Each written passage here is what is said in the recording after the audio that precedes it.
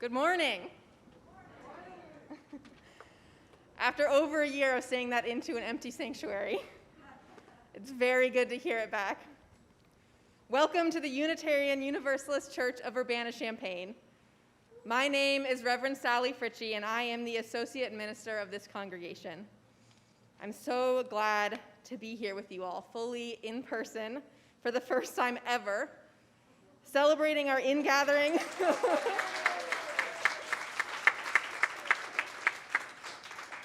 Celebrating our ingathering after such a long time at a distance.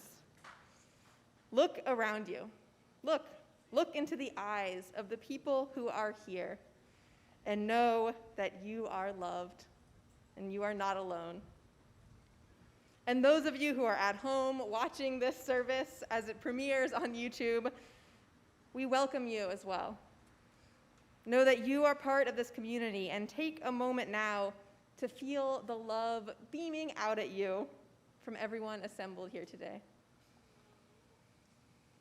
Our congregation's mission is to build community, seek inspiration, promote justice, and find peace. We are a church of many theologies. We value deeds above creeds and strive to build beloved community in the here and now. This congregation has been through a great deal of change in the year since I've met you, yet we're still here. There's a saying from the ancient philosopher Heraclitus that no person can step in the same river twice because it's not the same river and they're not the same person. And as we find ourselves stepping back into the river of a new church year, this is very, very true. Our river has changed. We have a newly elected board. Our beloved interim DRE, Michelle, has finished her work with us, and we're welcoming a new religious exploration team, Rose and Adrienne.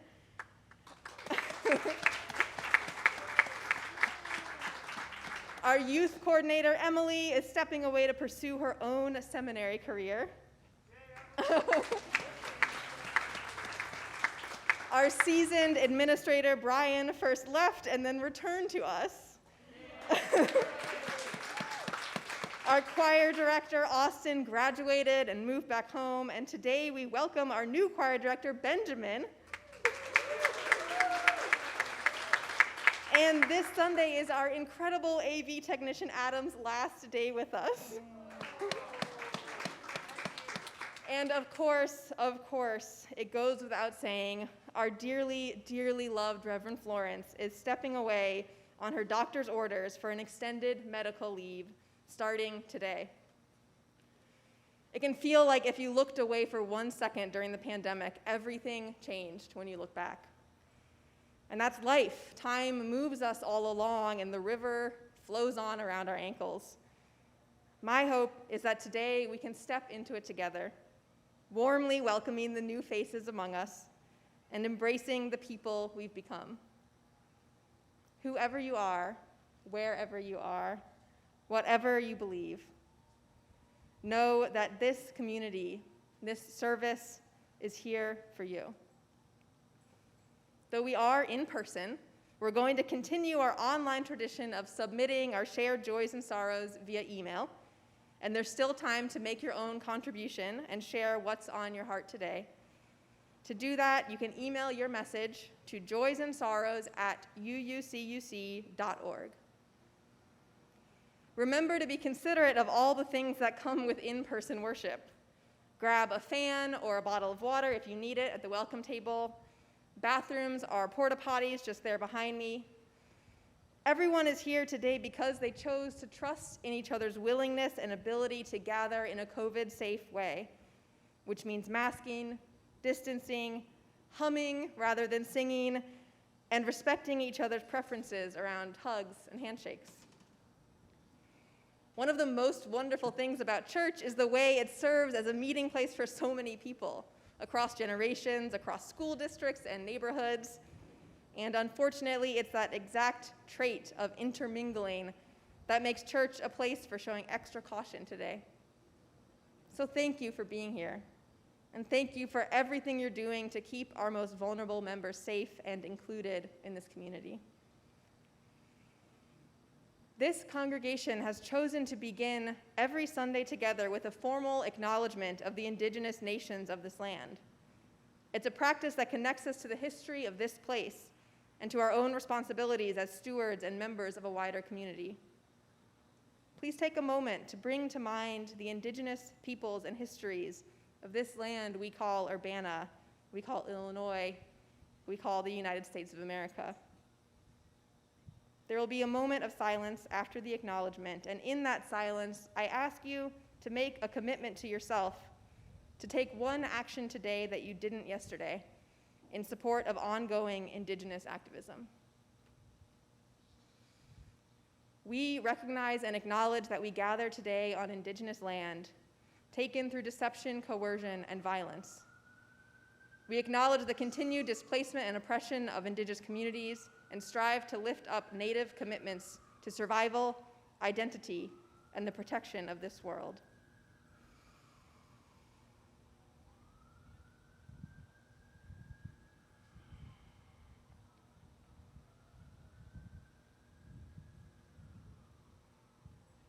Thank you. And now, if you're watching from home and have a candle or chalice to light, now's the time to get it and join us in marking out this time we share as something sacred and connected. Today, our chalice will be lit by the Locke family.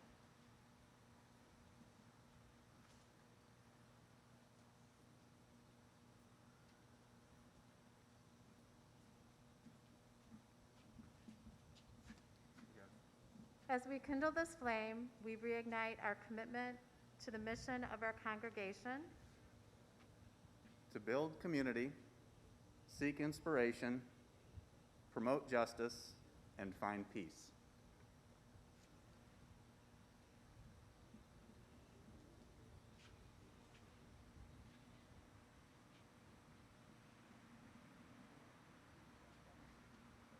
Thank you, Locke family. And the chalice is traveling down the central aisle to join our water communion bowls.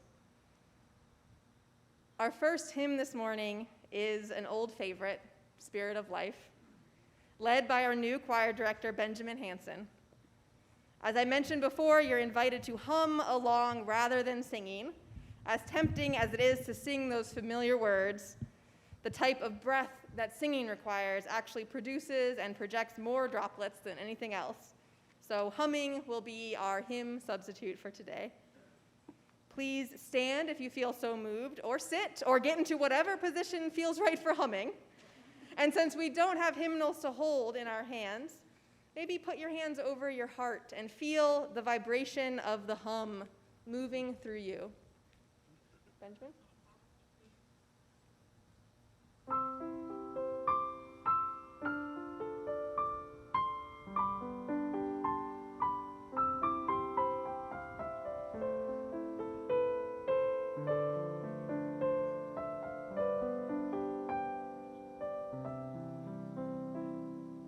Spirit of life, come unto me. Sing in my heart all the stirrings of compassion. Blow in the wind, rise in the sea.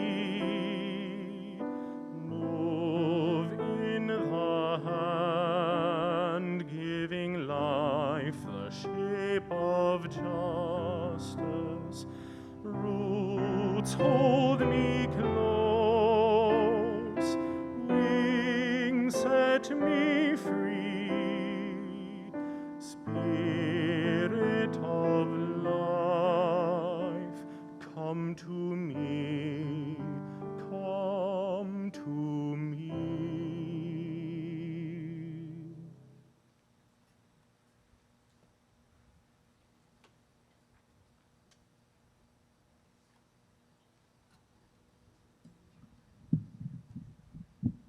Good morning, everyone.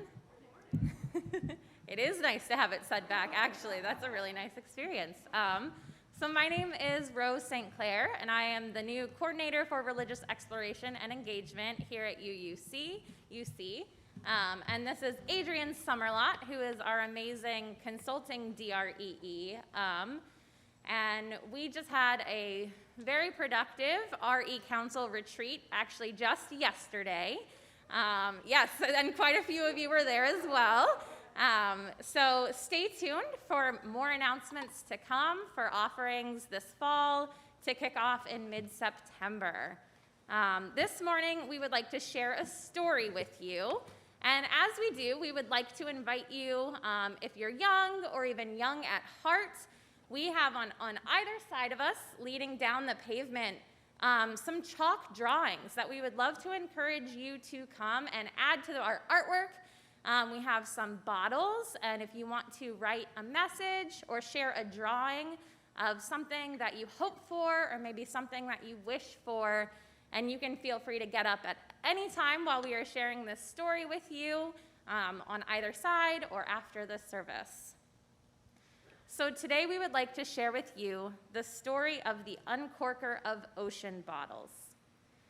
The uncorker of ocean bottles lived alone on a high spot with only one tree for shade. They always kept their eyes on the waves, watchful for a glint of glass. See, they had a job of utmost importance. It was their task to open any bottles found at sea and make sure they were delivered. Sometimes, to deliver a bottle, they needed only to stroll to the nearest village. Other times, they would journey until their compass became rusty, and they felt loneliness as sharp as fish scales. Sometimes the messages were very old, crunchy like leaves in the fall. Sometimes the messages were written by a quill dipped in sadness. But most of the time, they make people quite happy, for a letter can hold the treasure of a clam-hugged pearl. While the uncorker of ocean bottles loved their job, they couldn't help but wonder if they would ever receive a letter. Truth be told, each time they opened a bottle, a part of them hoped to see their own name winking from the top of the page. But then they remembered that this was about as likely as finding a mermaid's toenail on the beach. For they had no name, no friends. They stank of seaweed and salt and fishermen's feet. No one would ever write them a letter. But they still would have liked it just the same. One day, the waves tipped their white postman hats to the uncorker and delivered a bottle with a very peculiar letter inside. It said, "I'm not sure you'll get this in time, but I am having a party tomorrow, evening tide at the seashore. Will you please come?" "Oh dear," said the uncorker. They had no idea who the letter was for or where to deliver it. But the truth was they were very curious. They had never been invited to a party before, and they suspected they might like to go. First, they visited the maker of cakes. "Pardon," said the uncorker, "but do you recognize this print?" The cake maker studied the note. "I don't recognize the script," they said, "but oh, how I love a seaside dance." The uncorker moved on. They asked the candy shop owner. They asked a woman buying chocolate-dipped treats. They asked a young girl in a green dress. "Sorry," each one said, "though I do wish I had received an invitation to such a party." The uncorker asked a seagull, a sailor, and a one-man band, but nobody could claim the letter, nobody in the sky or sand or sea.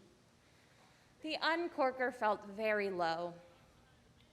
This was the first time they had ever been unable to deliver a message. As they fell asleep that night, the uncorker decided to go to the seashore the next day. They would go and apologize to the writer of the note. The uncorker of ocean bottles arrived early, carrying a handful of their favorite seashells. They thought it might be rude to show up uninvited and empty-handed. The seashore was draped in seaweed and starfish. Candles floated in clamshells. There were sand sculptures and umbrellas. "It's you," said the maker of cakes. "How grand," said the candy shop owner. The other guests had arrived already. A woman, a girl in a green dress, a seagull, a sailor, and a one-man band. When the girl in green asked the uncorker of ocean bottles to dance, they said, "I'm not sure I know how, but I'd like to just the same." As they spun across the beach to the water's edge and back again, everyone smiled and kept the beat. The uncorker's heart was a glass vessel filled to the brim. As the stars began to arrive and the moon as well, the uncorker took out the bottle they had been unable to deliver. "Perhaps," they said, their mouth full of cake, "yes, perhaps I shall try to deliver this again tomorrow."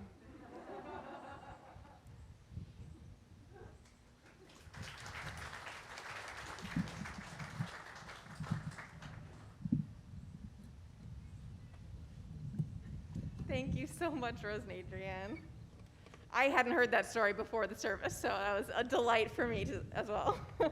And a reminder that you are welcome to contribute to any of the outdoor art that we have going and add your own messages in your own bottles on the sidewalk. Now, the water communion, or water celebration, which is what we're here to do today, is a Unitarian Universalist tradition that began in the 1980s and quickly took on many shades of meaning for those who take part in it.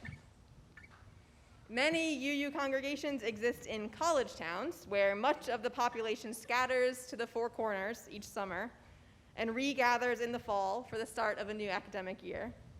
So our church years echo that cycle, and an ingathering service is one way to honor the literal return home and to welcome any new faces. Yet it's also a symbolic return to the source of all life, the primordial soup, the waters of the womb. Water represents all that we hold in common with each other and with the entire living world. In a UU water celebration, we each bring a few drops in a container from all our separate journeys and pour them all together into one common bowl, collapsing that distance and reweaving ourselves into the fabric of this chosen faith. And importantly, we always include some water from last year's water celebration, which in turn contains water from the year before and the year before. This community continues to change, and we are not the same people we once were. But there's a continuity that underlies all that we do together, a connection to those who came before and those who will come after. If you brought water with you today, in a moment you'll be invited to walk back and add it to one of the two smaller bowls on either side there. And if you didn't bring water, that's okay. You're still invited to participate as much or as little as you like. And you can add water from one of the pitchers we have to symbolize the water that you would have brought. And the pitcher water is drawn this morning from the pond right here, Crystal Lake. Now, logistically, it's been a while since we've done this all together in person. So we'll take it slow, no rush, and be patient with each other. The two bowls on either side are spaced out so that we don't ever need to form a crowd or a line. And after everyone has gone, the smaller bowls will be poured into the big blue bowl. We have one big central aisle, which we'll use to walk back to the water, and then you just keep going around the side, back to your seat.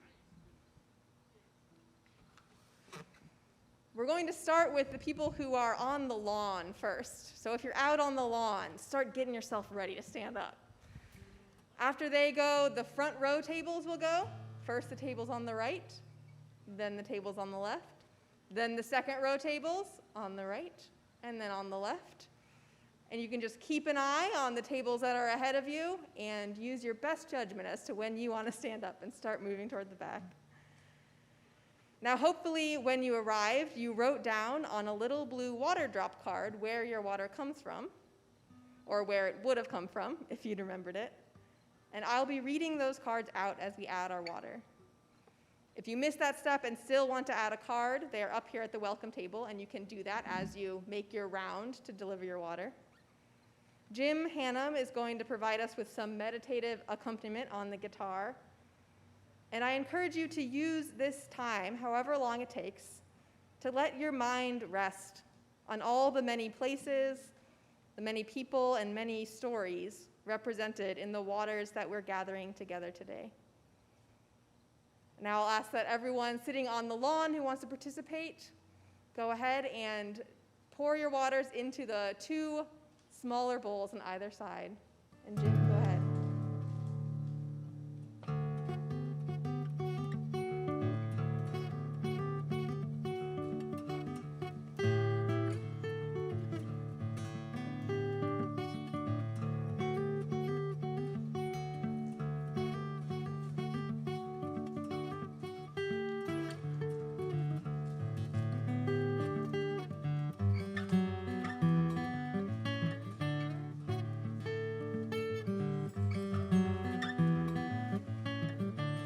A lake in Michigan. Spirit Lake, Idaho.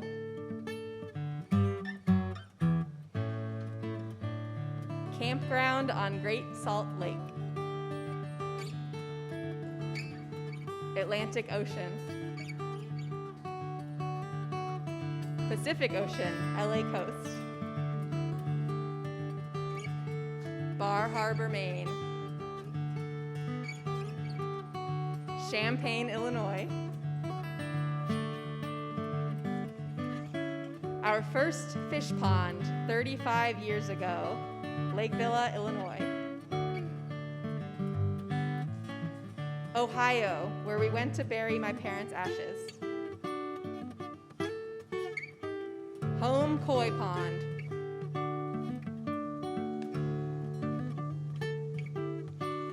Lake Tahoe.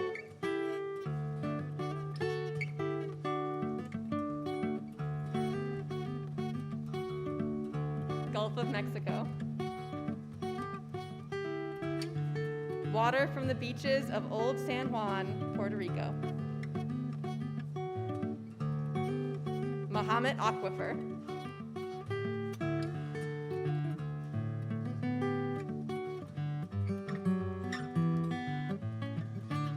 Maine.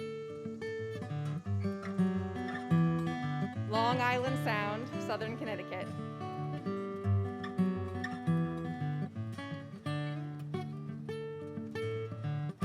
My front yard. Mediterranean Sea on a St. Sarah pilgrimage. Florida.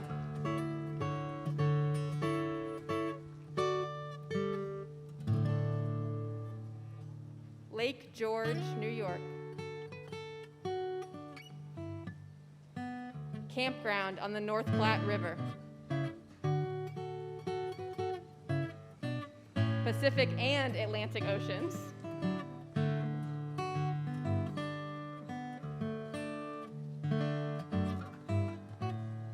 Our new rain barrels.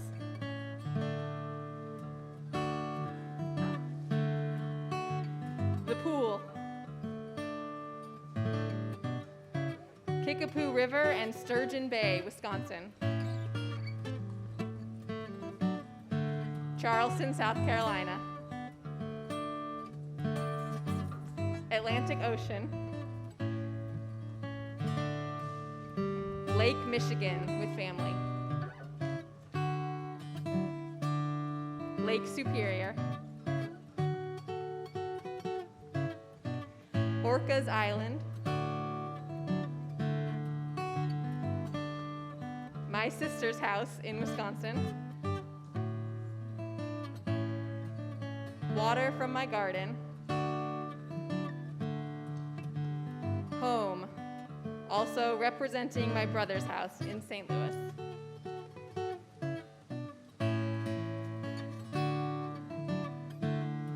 Walden Pond, Massachusetts.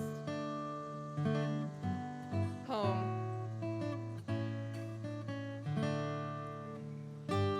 La Corte, Orels, Wisconsin, and the Atlantic Ocean. Atlantic Ocean, Matunic, Rhode Island. My garden hose, which I use to grow 4 new beds of native flowers. Pacific Ocean. My fridge. Home. My rain barrel. Table Rock Lake, Branson, Missouri. Home, my sanctuary. Our garden this summer, Glacier National Park, the future. Haiti. Edgebrook Drive, Champaign, Illinois.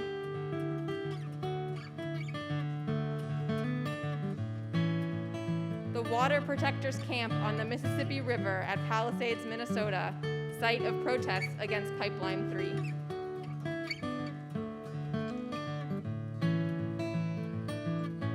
Little Galilee Camp.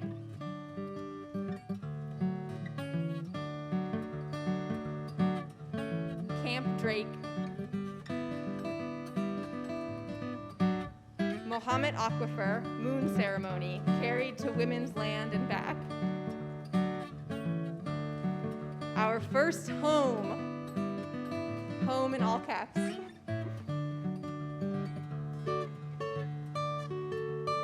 St. Haven, Mississippi, Outer Banks, North Carolina. Ghost Pond below Channing Murray.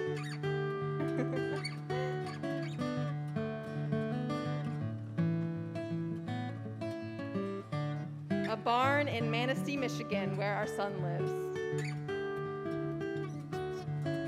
Vero Beach, Florida. From Reverend Florence, Sangamon River at her special spot. Gitchigimmy Lake Superior. Our kitchen sink for how precious water is.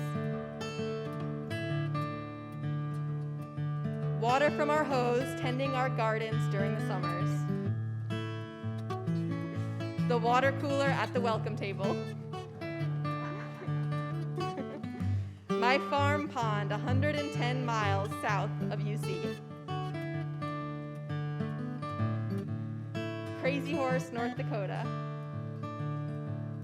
Rainwater from my garden.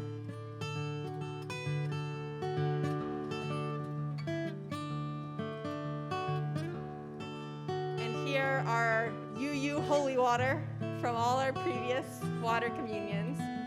I'm going to hand to Rose to be a courier and carry it back into the central blue bowl.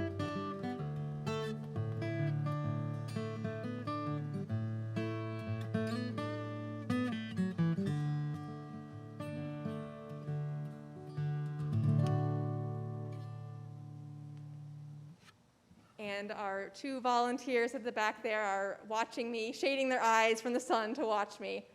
Now is the time to pour our 2 bowls into 1 communal bowl.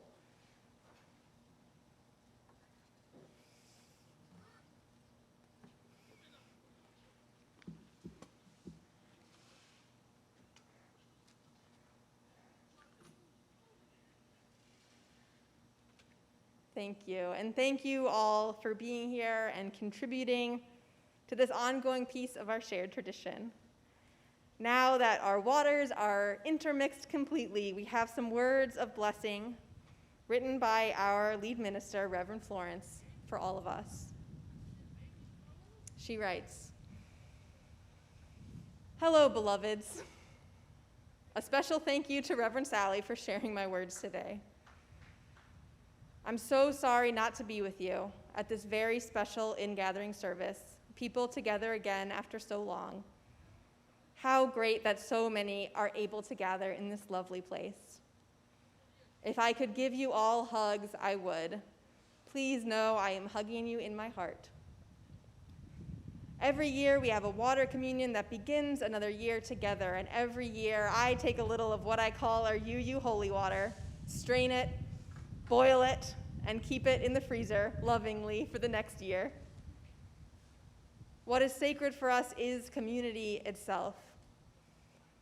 This year, I gave the UU Holy Water container to Rose, our new coordinator for religious exploration and engagement, to add to our big bowl. And so the water you add will be added to the water from the past and will go forward to the future. And that big blue bowl in the center was my gift to you and this church at our celebration of shared ministry 3 years ago. This communion connects everyone here, everyone from the past, and everyone in the future, just as water connects from sky to earth to rivers. How cool is that? This fall, I will be away from you, healing and resting, but my hopes and blessings will be with you as a new year begins for this congregation. May you find and renew community in many forms. May you continue to cherish those most vulnerable, children, elders, youth, and those in need of special care. May love and kindness flow freely among and within you. May your leaders feel affirmed and supported. May courage and the great work of justice continue. May the spirit of play and reconnection and healing pervade your time together. And may you know that you are loved. These are my blessings, sent with all my heart. Florence.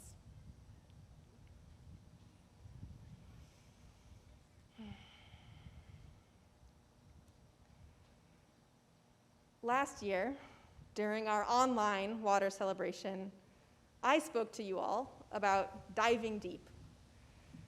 I shared what I knew about the mammalian diving reflex. Do you remember? We dunked our faces in water, talking about the way our bodies brace themselves for submersion by producing extra red blood cells and lowering your heart rate. We were heading into an ongoing pandemic, and I was asking you, in a way, to take a deep breath and hold it. Trying to remind myself that we humans can surprise ourselves with our capacity to survive deep dives. This year, I'm done asking you to hold your breath. This summer felt a bit like the relief of breaking the surface and gasping for air. With case numbers and community spread finally low enough for many of us to feel safe visiting families, taking off masks, and even traveling a bit, as evidenced by our many water locations.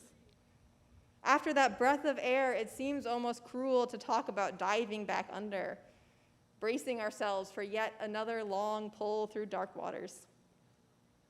So I won't. Instead, I want to talk to you about floating. There's a poem on floating that a UU minister friend of mine keeps in her wallet at all times. First Lesson by Philip Booth. The poem goes like this. First lesson. Lie back, daughter. Let your head be tipped back into the cup of my hand. Gently, and I will hold you. Spread your arms wide, lie out in the stream, and look high at the gulls. A dead man's float is face down.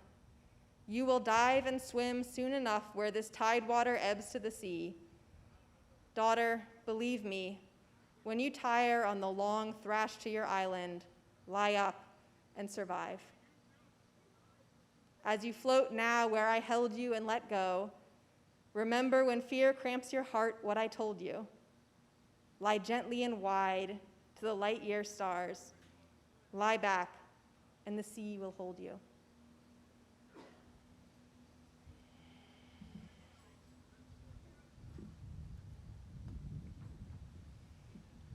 Last year, we dove deep. I saw you diving deep, all of you. Church leaders, parents, kids, teachers, essential workers, and everyone in between. You were brave and strong and committed, and we pulled ourselves nobly ahead through very unpredictable and choppy waters. And now we are exhausted. We are grieving losses we can hardly articulate. We're lonely. We're losing track of what's a coping mechanism and what's just normal life now. And faced with brand new hardship on top of the old, we are trying so hard to be strong again. But when we tire on our long thrash to our island, what we need more than anything is to lie back, breathe, and just float. What we need is to know that our strength is not the only thing keeping us afloat.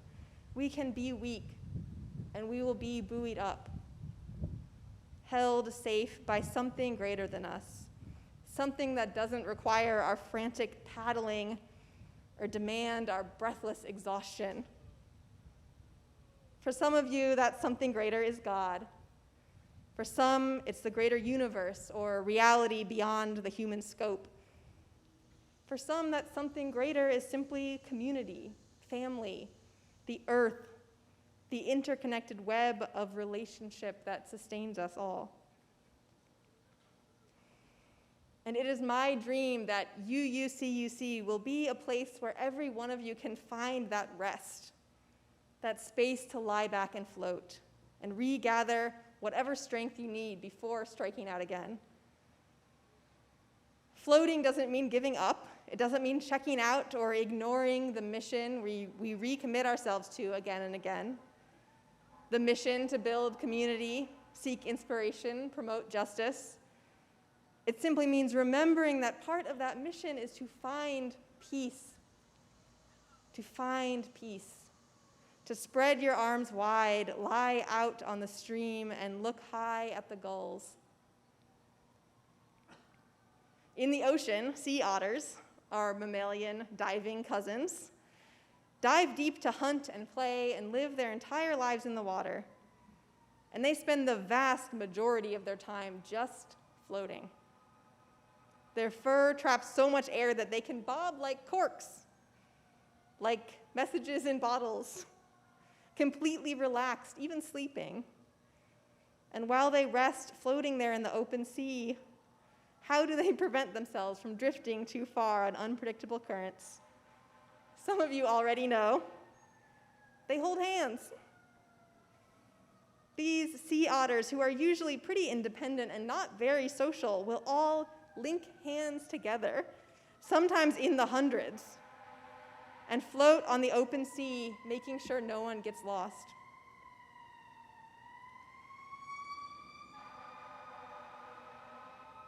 An opportunity to meditate.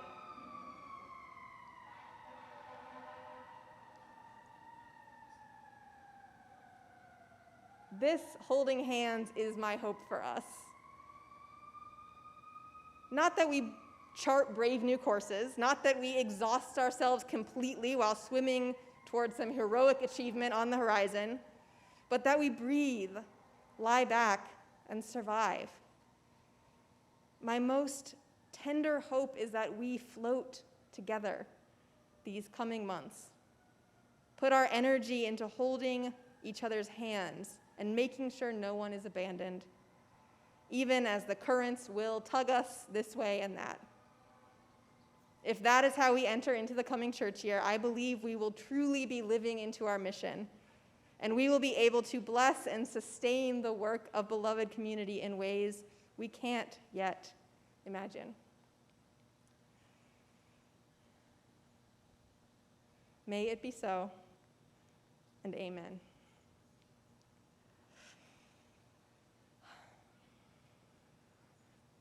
With that, I invite you to take a breath, place your hands on your hearts, and hum along once more to Blue Boat Home, led by our own Amy Hassinger.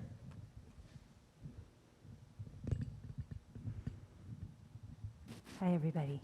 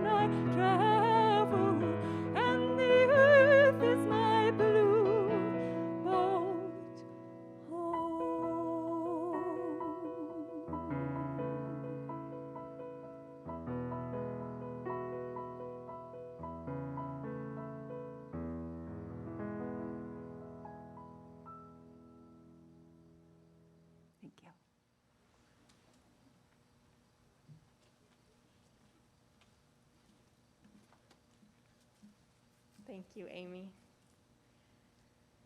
Each Sunday here at UUCUC, we make space to share the joys and sorrows closest to our hearts.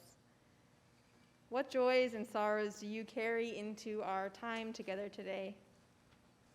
Let them rise to the surface now, and if you wish me to share them aloud, there is still some time to use your phone to send them in to joysandsorrows@uucuc.org. We're sticking with email to avoid the complications of group microphone sharing or waiting in line. And together we're going to hear some meditative music from Juan now, after which I will share the joys and sorrows of this community.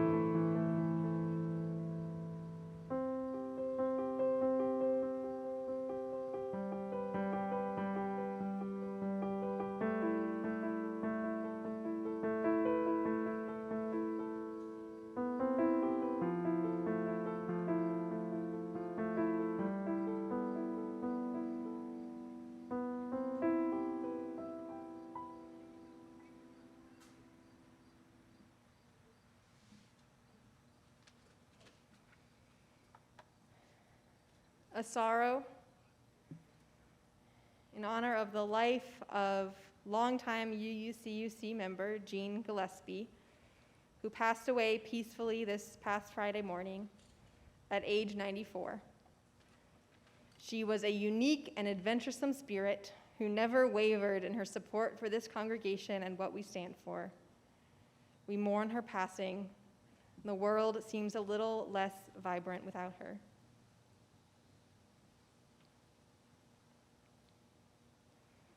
A joy and sorrow from Elizabeth Simpson. Sorrow at the loss of my uncle's father, Joe Golinsky. Joy that he had more than 90 years here and was much loved. Two joys from Sam Bashir's. Joy for the life of Jean Gillespie and of her son Tom and all that they brought to us. Joy for the strengths of this church, its membership, and leadership. Joy from Jenny Hunt. Overwhelming joy that we are able to truly be together today. Joy from Amy Hassinger. For in-person classes, even with masks, it is so good to be in the presence of my students again. A sorrow from Deanna Hentz. To all those impacted over the past year by floods, droughts, and torrential storms, water gives and water can take away.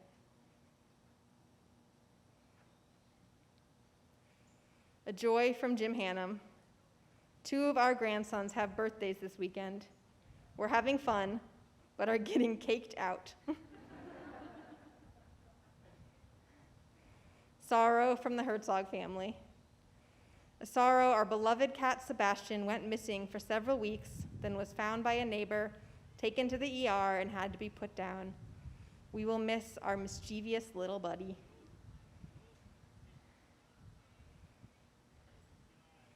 A reminder that if your joy didn't make it into my email inbox in time, or if you're watching this premiere on YouTube in the afternoon and missed the live window, your joy will still be included in this week's e-news sent out to the congregation. I also have a joy to share today, which is that my beloved spouse, Miles, who some of you met for the first time today, is coming out as a trans woman. I'm so happy for her. I'm so proud.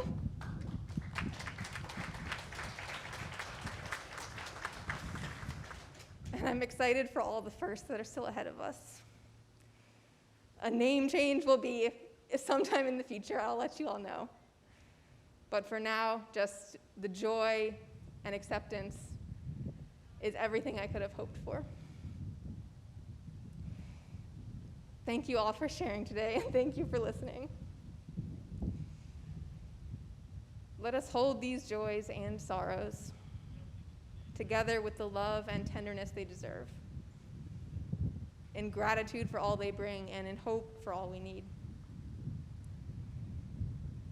The joy of birthdays, the joy of understanding identity, of connection, of in-person, face-to-face interaction, and the hope of healing for our earth, for our loved ones. Hope for the resilience we will need to see this next chapter through. May we have the strength to meet all that this moment requires of us, and may we have the courage to be weak, to keep our hearts soft, vulnerable, truly open to the world around us. May the love of this community stretch between us and beyond us, and may we always find in it whatever it is we need most. Amen. And now I ask you to please join in humming one last hymn, Peace Like a River, led by our own Emily McCown. And all ages are invited to stand up and follow along with Rose and Adrienne, who are going to show us some fun ways to act out this hymn as we hear it.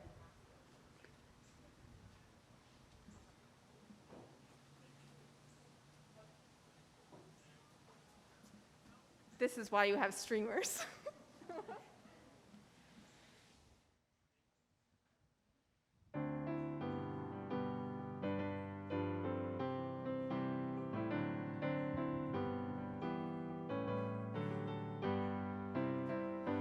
I've got peace like a river. I've got peace like a river. I've got peace like a river in my soul. I've got peace like a river. I've got peace like a river. I've got peace like a river in my soul. I've got joy like a fountain. I've got joy like a fountain. I've got joy like a fountain in my soul. I've got joy like a fountain. I've got joy like a fountain. I've got joy like a fountain in my soul. I've got love like an ocean. I've got love like an ocean. I've got love like an ocean in my soul. I've got love like an ocean. I've got love like an ocean. I've got love like an ocean in my soul. I've got tears like the raindrops. I've got tears like the raindrops. I've got tears like raindrops in my soul. I've got tears like the raindrops. I've got tears like the raindrops. I've got tears like the raindrops in my soul. I've got strength like a mountain. I've got strength like a mountain. I've got strength like a mountain in my soul. I've got strength like a mountain. I've got strength like a mountain. I've got strength like a mountain in my soul. One more time. Peace like a river. I've got peace like a river. I've got peace like a river. I've got peace like a river in my soul. I've got peace like a river. I've got peace like a river. I've got peace like a river in my soul.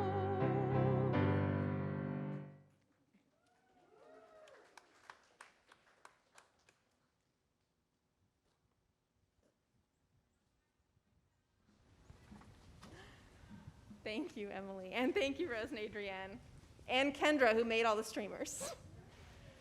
Feel free to run around with those after the service and take them home with you. Let these be our closing words today. May this year, for all its shifting unpredictability, bring us peace like a river, joy like a fountain, love like an ocean, and everything else we will need as we move into another season curtailed by the ongoing pandemic. And when fear cramps our heart, may we remember we are not alone. May we lie gently and wide to the light year stars, reach out for the hand to either side, and let the water hold us. As we get ready to extinguish our chalice, move into the postlude music, and close our time together, remember to thank all the volunteers who helped make today happen. You can identify them by their rainbow lanyards or by the fact that they are helping to pack up the music supplies. And say your goodbyes to Adam, our tech wizard behind the camera there. Feel free to linger and picnic around the park with your own household or pods. It has been such a gift to be here together today, and I look forward to seeing all of you in the future. Thank you for everything you choose to be. And when you go, go in peace. Amen.